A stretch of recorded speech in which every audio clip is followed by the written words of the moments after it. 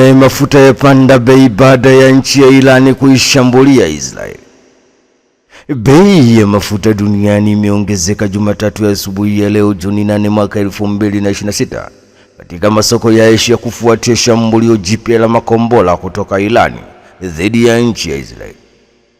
Tukio hilo la kwanza tangu makubaliano ya usitishaji vita yaliyofikiwa mwezi Aprili kwa ushiriki wa Marekani.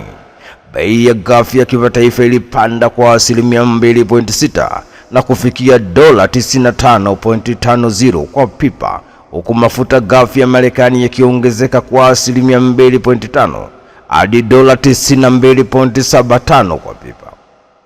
Ongezeko hilo linaonyesha wasiwasi wa uwekezaji kuhusu usalama wa usambazaji wa nishati hiyo ya mafuta duniani.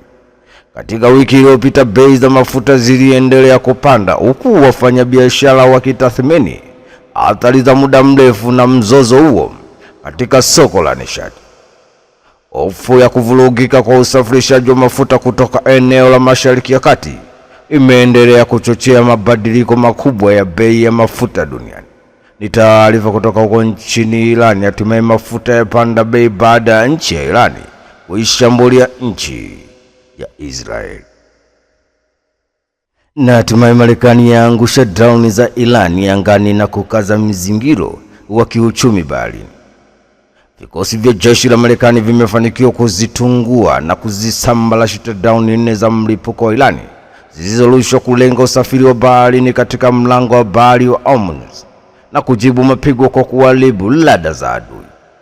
Muda mfupi uliopita vikosi vya CENTCOM vimetungua droni 4 za ushambuliaji za Irani zilizorushwa kuelekea mlango wa Hormuz, zikiwa tishio la wazi la usalama wa majini.